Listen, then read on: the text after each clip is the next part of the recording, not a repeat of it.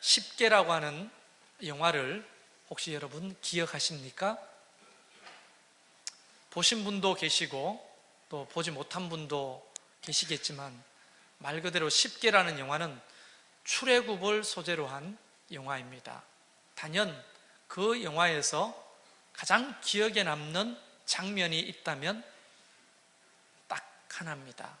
많은 분들이 그 장면이 기억에 날 겁니다. 어떤 장면일까요? 홍해가 갈라지는 거죠.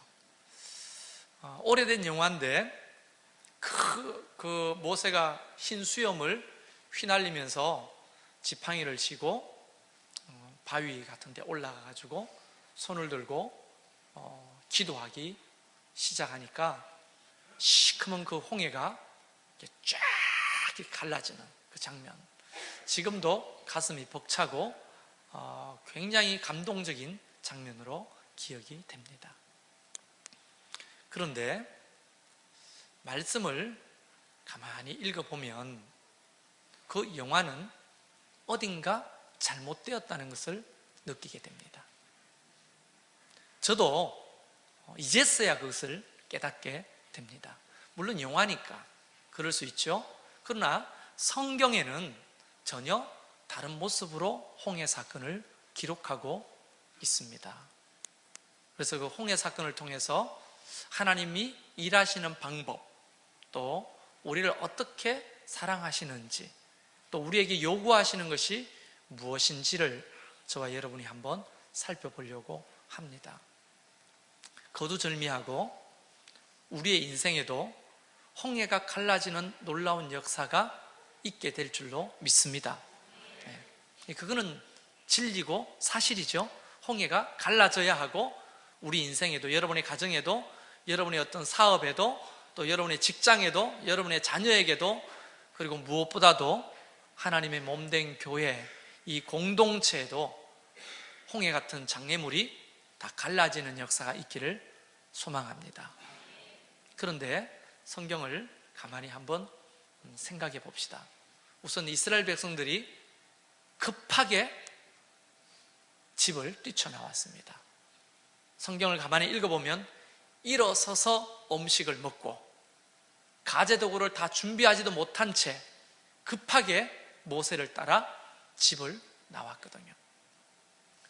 어디를 가야 하는지, 어떻게 가야 하는지도 모르고 무작정 따라 나섰습니다.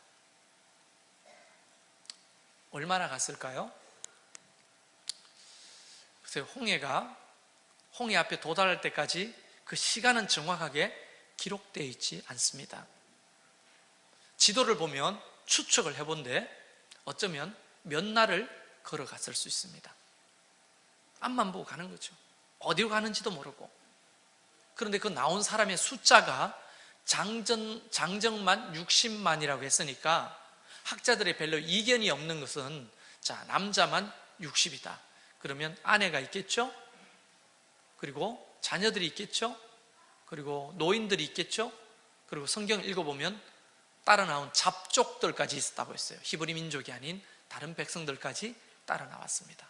그래서 보통 약 한 200만 명 정도로 추산합니다. 그 어마어마한 숫자가 모세를 따라서 나오는데 혹시 이랬을까요? 줄을 서시오!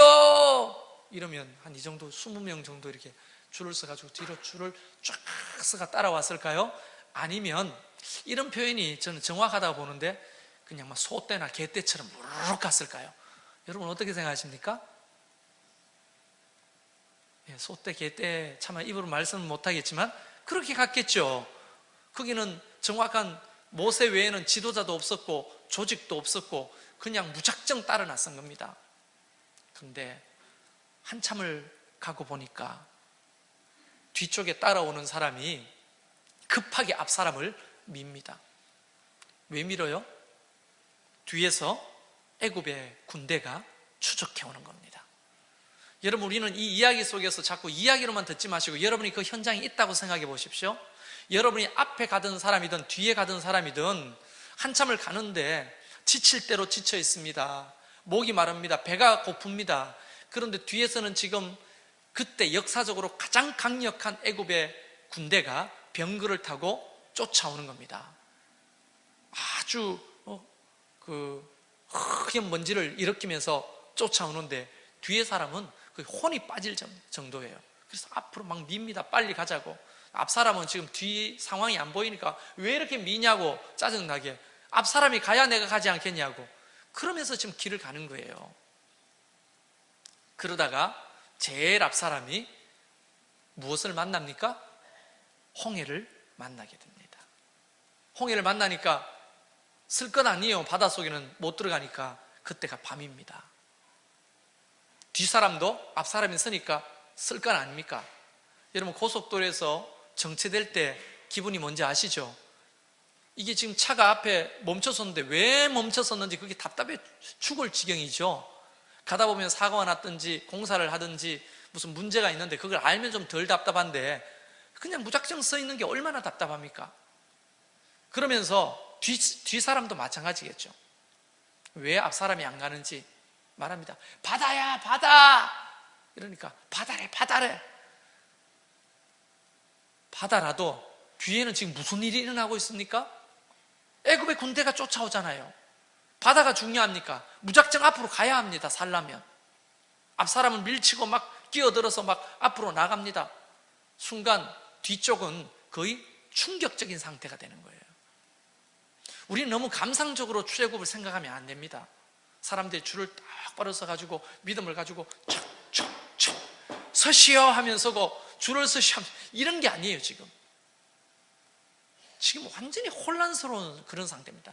공포가 극도로 지금 그들을 사로잡고 있습니다. 무질서합니다. 정말 아비규환이에요. 그런 상태에서 홍해를 만났던 겁니다. 자, 우리가 본 영화, 들었던 이야기대로 모세가 수염을 휘날리면서, 영화는 그렇죠. 그 어두운 밤에 모세만 조명이 이렇게 쫙 비칩니다. 그리고 기도하기 시작합니다. 손을 들어서. 성경대로라면. 그때 갑자기 무슨 일이 일어납니까? 물이 일어나면서 바다가 쫙 갈라지면서 마른 땅이 등장해야 되잖아요. 그래요, 안 그래요? 제가 지금 생전 처음 얘기하는 겁니까? 그렇잖아요. 우리 영화에서 본 대로라면. 그런데 성경은 그렇게 이야기하지 않고 있다는 겁니다. 어떻게 이야기하는지 눈여겨 한번 보시면, 모세가 바다 위로 손을 내밀매 여호와께서 큰 동풍이 밤새도록 바닷물을 물러가게 하시네. 여러분 보십시오. 지도를 보면 이스라엘 백성들은 어디에서 나왔냐면 이 서북쪽에 있는 고센 땅에서부터 동남쪽으로 진행하고 있었습니다. 그러니까 고센 땅의 동쪽에 홍해가 있는 거예요. 그래서 홍해를 만났을 때 동풍이 불어왔다고 하면 동풍이 뒤에서 불어오는 겁니까? 바다 건너편에서 불어오는 겁니까? 자, 아직 모르겠어요? 자, 지금 서쪽에서 동쪽으로 가고 있습니다. 그러다가 동쪽에 있는 홍해를 만났어요. 그런데 하나님 앞에 모세가 기도했더니 무슨 바람이 분다고요? 동풍이 불어왔다고 했어요. 동풍은 뭡니까? 동쪽으로 불어가는 바람입니까? 동쪽에서 불어오는 바람입니까? 동쪽에서 불어오는 바람이잖아요. 그러면 바다 건너편에서부터 불어왔다는 거죠. 여러분, 세계 지도를 놓고 보면 동쪽이 홍해 건너편입니다. 그러니까 홍해 건너편에서부터 동풍이 불어오기 시작했고, 성경에 보면 동풍이 밤새도록 바닷물을 물러가게 했다고 했어요. 자, 동풍이 바다 건너편에서 불어오면서 물을 물러가게 했다면 여기서부터 갈라집니까? 건너편에서부터 갈라오는 겁니까? 근데 왜 우리는 그렇게 생각해 보지를 못했죠? 한 번도? 기도하면 여기서부터 쫙 갈라진다고 생각했잖아요. 성경을 제대로 읽어보면 참 신기합니다.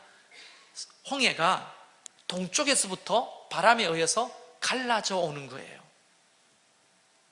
저는 이 사실을 읽고 깨닫고 손뼉을 치면서 와, 하나님은 정말 대단하시다, 이런 생각을 하게 됐어요.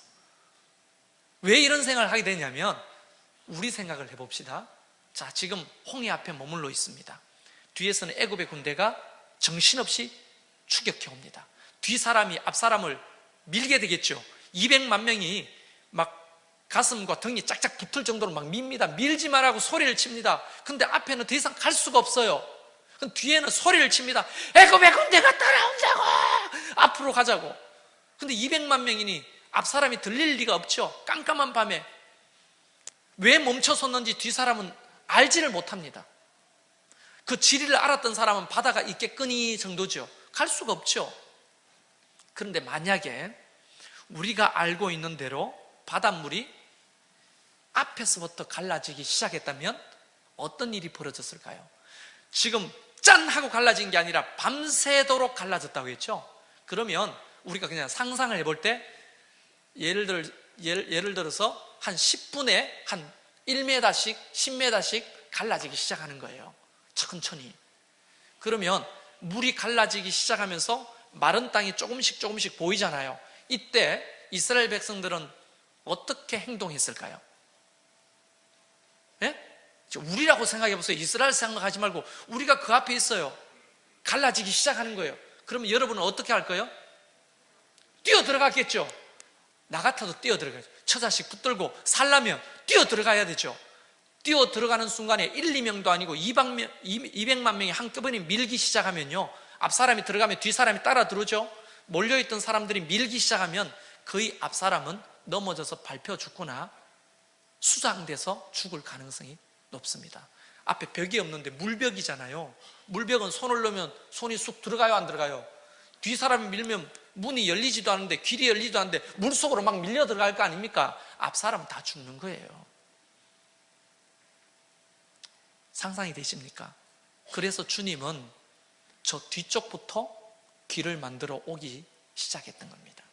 만약에 하나님이 급하다고 앞쪽부터 홍해를 열기 시작했으면 제 생각으로는 정말 많은 사람들이 다 죽었어요. 이스라엘 백성들이. 그들은 지금 극도로 흥분되어 있고 불안에 빠져 있고 공포에 휩싸였기 때문에 하나님이 그렇게 일을 하시면 사람들이 위험해진다는 거예요. 그러니까 우리 하나님은요, 정말 지혜로운 분이에요. 하나님이 하나님의 백성들을 위해서 일하실 때는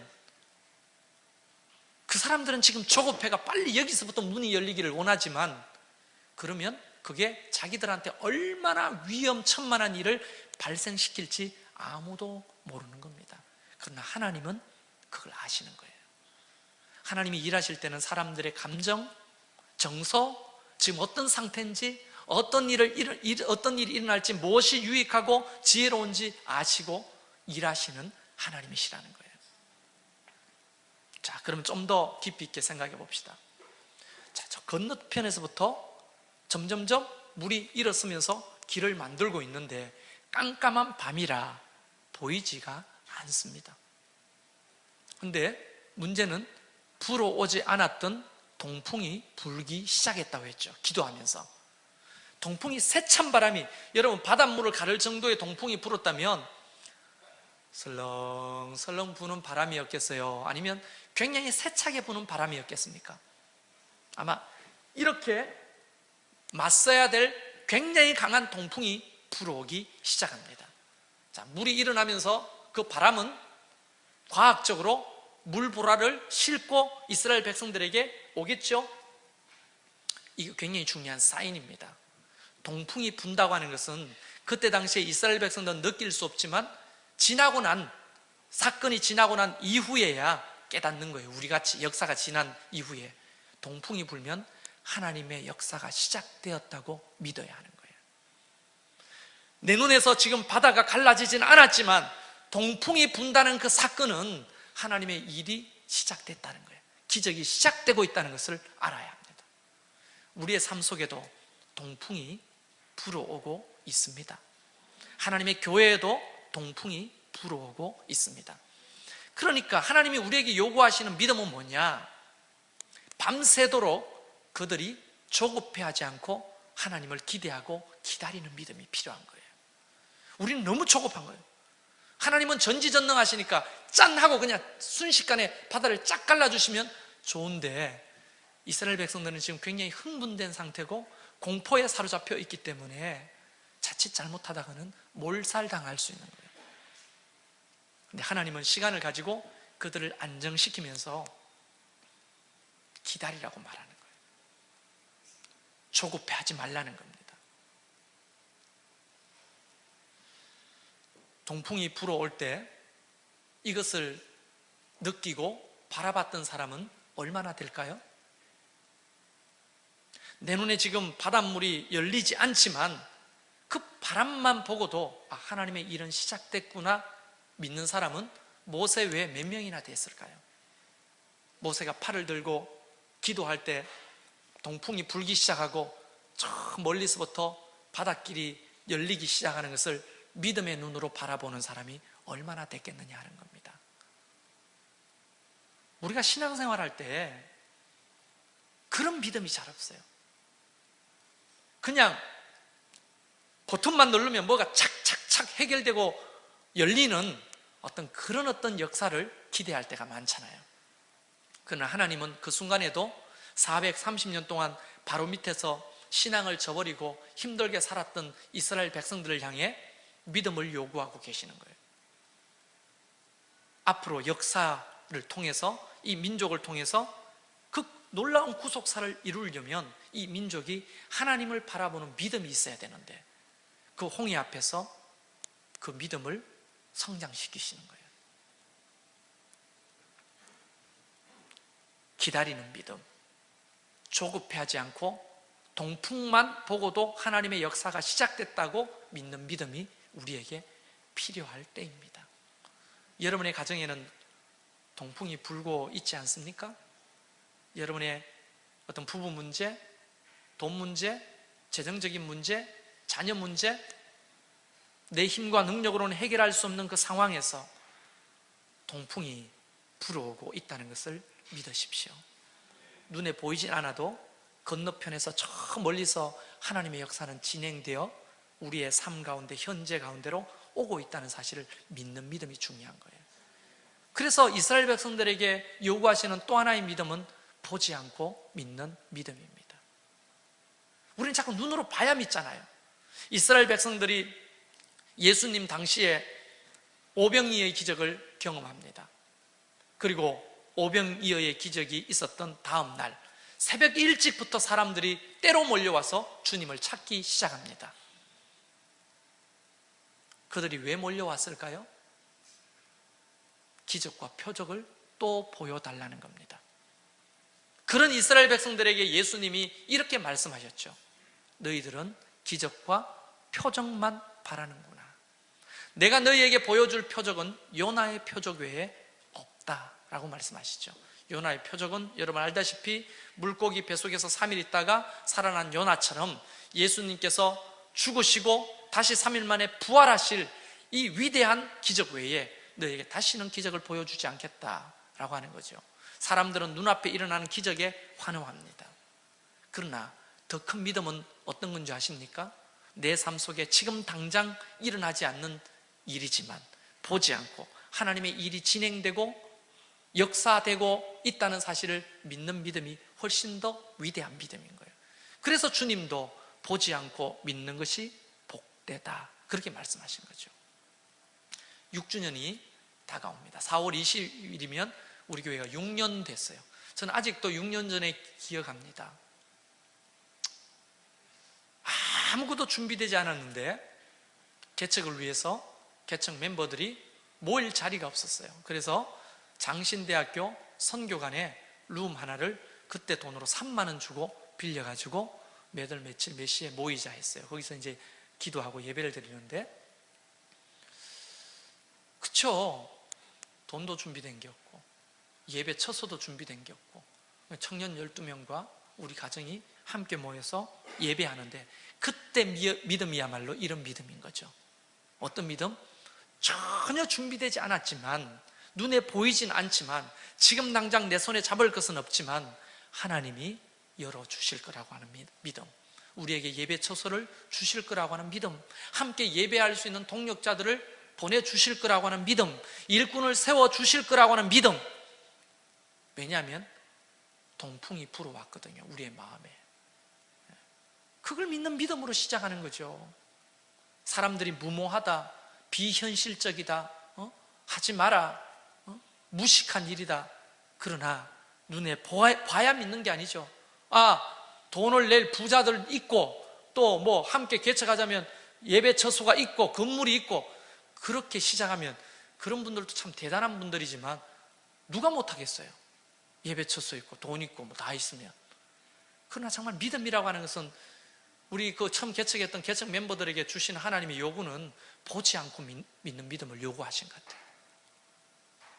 그때는 처소도 없고 우리 살 집도 없어가지고 계획을 이렇게 세웠습니다. 아내와 아이들은 고향 경주 처가댁에 보내놓고, 저는 그 고시촌에 돈 내고 하는데 고시원에 가가지고 살다가 좀 교회 형편이 좋아지면 사택을 얻어다가 가족을 불러야 되겠다, 이런 생각을 가지고 있었거든요.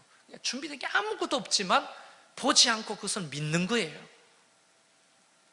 힘들고 지금도 어렵지만 여러분을 만날 거라고, 여러분인지는 몰랐지만 그래도 함께 예배할 자들이 있다고 우리가 보지 않고 믿는 거죠. 이곳인지는 몰랐지만 예배할 처소를 주실 거라고 믿는 거죠. 보지 않고 믿는 거죠. 믿음이 그래야 신비롭잖아요. 만약에 믿음이 다 보이고 다 잡을 수 있고 다 알 수 있는 거라면 그건 믿음이 아니고 사업이고 과학이죠. 우리는 사업을 하거나 과학을 하는 사람들이 아니잖아요. 신비로운 믿음 생활을 하는 사람이잖아요. 이 신앙생활에 신비가 빠지면 그건 과학이 되고 그것은 사업이 되는 거예요. 우리는 지금 신앙생활을 하는 겁니다. 신앙은 신비라고 하는 게 빠지면 안 되거든요. 그래서 보지 않는 것에 대해서 보는 믿음이 필요합니다. 세상 사람들 바라면 무모하고 비현실적이다 말하고 손가락질할 줄 몰라도 그때 역사하셨던 하나님은 우리의 삶에 오늘도 그렇게 역사하시는 거죠. 보이지 않죠? 바다가 열리는 것이 밤새도록. 그건 한번 상상해 봅시다. 한 10분 전에 바다가 열리는 것이 눈에 들어오기 시작한다고 합시다. 사람들이 흥분하기 시작합니다. 그리고 시간이 되었을 때 이 앞에 있는 물까지도 다 물벽으로 세워졌을 때 그들의 눈에 보이는 건 뭡니까? 좀 열린 마른 땅이 아니고 끝까지 열린 마른 땅이 고속도로처럼 열리는 거예요. 그게 하나님의 방법이라는 거예요. 우리 눈에 보여야만 일이 시작되는 게 아니라 보이지 않을 때도 하나님의 역사는 시작되는 거예요. 하나님께서 주님의 몸된 교회인 그 교회를 향하신 일이 되고 있다고 믿습니까? 안 되고 있다고 믿습니까? 예, 현실적으로 보면 빚 갚아야죠. 이 땅을 살 수 있을지 말지, 또 뭐 여러 가지 힘들고 어려운 점들 많이 있겠죠. 그러나 저는 그 동풍을 느끼고 있습니다. 언제나 그랬듯이 보이지 않지만 그 동풍을 보면서 하나님의 일은 시작됐구나. 이미 하나님의 역사는 시작됐구나. 동풍이 뭘까요? 동풍이 뭘까요? 히브리서 11장은 이렇게 말합니다. 믿음은 바라는 것들의 실상이요 보지 못하는 것들의 증거니라. 우리 속에 그 미래에 대한 희망과 믿음이 생겨나기 시작하면 그게 동풍인 겁니다. 이루어지지 않았지만 그 동풍이 우리 마음으로부터 불어오는 거죠. 믿음의 모습으로. 그게 바로 하나님의 역사가 시작되고 있다는 증거입니다. 그래서 저는 믿음이 연약한 목사이지만 그래도 내 속에 그 미래에 대한, 그 교회를 향한 미래에 대한, 여러분의 가정과 사업을 향한 그 미래에 대한 하나님의 축복과 은혜에 대한 확신이 있어요. 믿음이. 그 교회를 하나님이 어떻게 축복할 건지, 그 교회에 다니는 모든 성도들의 삶과 자녀들과 그 사업을 어떻게 축복하실 것인지에 대한 믿음이 내 속에 있어요. 이게 동풍입니다. 믿음은 바라는 것들의 실상이니까, 보지 못하는 것들의 증거니까. 여러분 마음속에 이런 동풍이 불어오기를 바랍니다. 또 하나 보면, 자, 앞은 그렇다 치고 뒤는 어떻게 할 겁니까? 여러분이 상상해 보시겠어요? 200만 명의 사람들이 대부분 다 어디를 보고 있을까요? 따라오는 애굽 사람들을 보고 있어요? 아니면 바다 쪽을 보고 있어요? 여러분이 상식적으로 어디를 보고 있어요? 자기들이 갈 앞을 보고 있는 사람이 많습니다. 물론 제일 뒤에 있는 사람은 두려움에 빠져서 자꾸 뒤를 돌아보겠지만 대부분 사람들은 앞을 보게 될 겁니다. 뒤에는 지금 무슨 일이 일어나는지 많은 사람들은 몰라요, 지금. 그럴 때 그 뒤를 하나님께서 어떻게 처리하시는지 보십시오. 오늘 성경에 보면 이렇게 역사하십니다. 불과 구름 기둥 가운데서 애국 군대를 보시고 애국 군대를 어지럽게 하시며 그들의 병거 바퀴를 벗겨서 달리기가 어렵게 하시니, 우리가 할 수 없는 일들에 대해서는 하나님이 일하시는 거예요. 하나님은 우리와 함께 역사하시면서 이렇게 요구하지 않습니다. 할 수 없는 것까지 네가 해라, 그렇게 말하지 않습니다. 우리 인간이 할 수 없는 뒷일은 주님께서 불과 구름 기둥으로 우리를 지키시고 보호하기 시작하시는 거예요. 그게 은혜잖아요, 은혜. 우리가 앞뒤를 다 보고 어떻게 삽니까?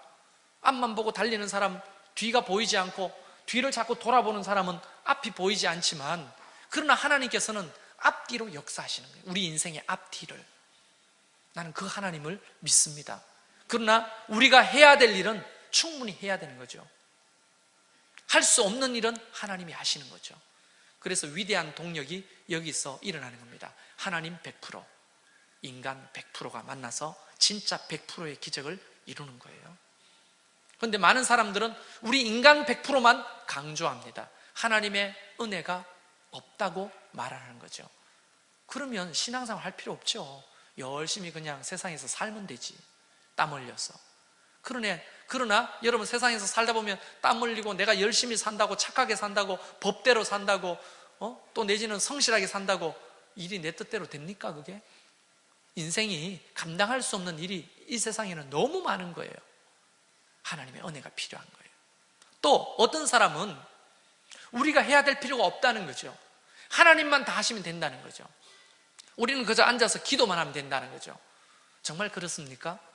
그러면 우리 인간을 이 땅에 지을 필요가 없죠. 하나님이 이 땅에 다리를 딛고 산다는 것은 이 땅에서 우리가 걸어야 될 길이 있고 감당해야 될 일이 있고 우리가 해결해야 될 일들이 있는 거 아닙니까? 우리가 해야 될 일은 하고 우리가 하지 못한 일은 하나님이 하시는 거예요. 이 홍해를 건너는 이 사건 보면 바로 멋진 하나님과 인간의 동력이 기록되어 있는 겁니다. 정리를 해보자면 이렇습니다. 하나님의 교회 공동체나 여러분의 가정이나 사업이나 직장이나 자녀 일이나 우리가 살다 보면 홍해 같은 것을 만나게 됩니다. 그러나 홍해는 눈앞에서 갈라지지 않습니다. 그게 우리한테 독이 되고 해가 되기 때문입니다. 그래서 하나님은 건너편에서부터 홍해를 가르기 시작하시듯이 우리 인생에도 보이지 않는 곳에서 일하시면서 점점점 우리가 원하는 바 유익한 대로 하나님이 역사를 이끌어 가시는 거예요. 그걸 우리가 믿음의 눈으로 믿고 바라보면서 나가는 것이 신앙입니다. 하나님이 요구하시는 믿음도 바로 그런 믿음입니다. 당장 손에 잡을 수 없죠? 보이지 않죠? 그러나 하나님은 지금 동풍을 통해서 우리에게 말씀하시는 거예요. 내가 일하고 있다. 너희 가정을 위해서 내가 역사를 시작했다. 이 공동체를 위해서 내가 일을 이미 시작하고 있다. 너희 자녀들을 위하여 내가 이미 역사하고 있다. 그 동풍을 통해 그걸 믿는 거예요. 그러면 우리 인간의 한계를 아시고 앞뒤를 다 역사하시고 우리가 할 수 없는 부분까지 하나님이 인도해 가시는 거예요. 그걸 믿고 한 걸음 한 걸음 걸어가는 것이 바로 인생의 출애굽이고 믿음 생활이라는 거예요. 요단강을 건널 때까지 우리 하나님은 우리를 그렇게 이끌어 가신다는 거예요. 자, 그렇다면 믿음이 생겨야 합니다. 생겨야 된다고 생기는 건 아니지만 우리가 우리 자신을 돌아봐야 합니다. 동풍이 불고 있는데도 불구하고 하나님을 원망하고 믿음을 포기하고 또 삶을 포기하고 또 내지는 절망하고 빠져있는 분들, 여러분의 인생에 지금 동풍이 이미 불고 있습니다. 여러분의 세례도 동풍이 불고 있습니다. 우리 교회에도 동풍이 불고 있습니다. 눈앞에 쫙 갈라지는 그날이 다가오고 있다는 거예요. 할렐루야. 그 믿음을 가지고 저와 여러분이 힘있게 오늘도 한 걸음 한 걸음 주님을 쫓아 나가기를 주의 이름으로 축원합니다. 우리 이 시간 같이 한번 기도합시다.